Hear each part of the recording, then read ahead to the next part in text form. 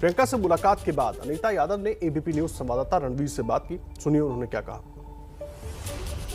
कांग्रेस महासचिव प्रियंका गांधी जिस अनीता वर्मा से मिलकर गई हैं वो मेरे साथ है। अनीता जी, ये बताइए, प्रियंका जी आई थी, क्या कुछ बातचीत हुई आपसे? हमसे मेरी पीड़ित अस्तित्व को उनने हमसे शासन दिलाया, हिम्मत जगाई और हमसे सारी बातें बुझी दीदी, प्रियंका दीदी ने। उस दिन क्या हुआ था आपके साथ, जरा बताएंगे? उस हुआ था, मैं पर्चा भरने के लिए पसगवा गई हुई थी। रेखा वर्मा, लोकेंद्र प्रसाद के गुंडों ने मेरी साड़ी खींची, हाथ पकड़ा और गाली देते हुए गेट के बाहर हमें फेंक दिया और हमको गेट के अंदर घुसने नहीं दिया। रीतू सिंह और क्रांति अंदर घुस गए और उन सब लोगों के साथ गुंडों ने उनकी हमको चीखें सुनाई दे रहे थे। अंदर हम गई नहीं हमको, और क्रांति भैया ने उनका सब कुछ बचाया और मेरा आरोप पर्चा जमा करने के बाद भी फाड़ दिया। उन सब लोगों को आप पहचानती थी?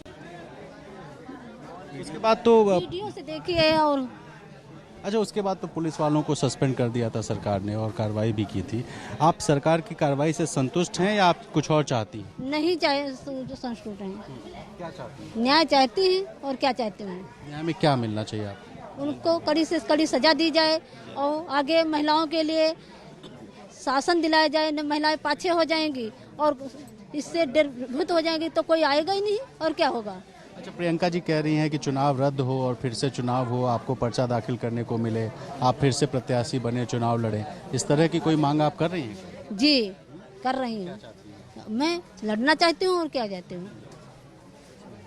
आज बातचीत ठीक रही? जी बहुत अच्छी रही। अच्छा, क्रांति जी, आप यहाँ बैठे हैं, सपा की टोपी लगाए, आपका घर ही है ये।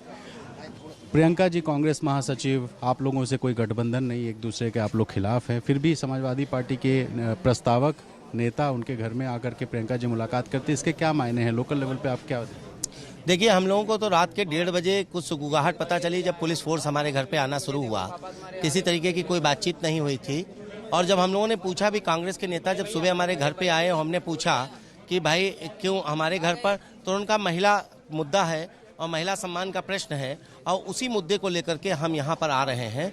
और उन्होंने कोई राजनीतिक बात भी नहीं की, महिला मुद्दे पे ही बातचीत की और उन्होंने कहा कि महिला मुद्दे का प्रश्न है।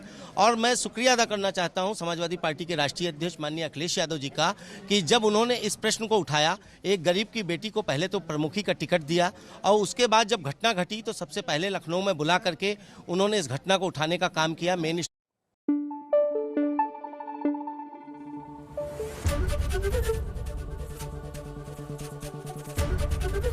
एबीपी न्यूज आपको रखे आगे।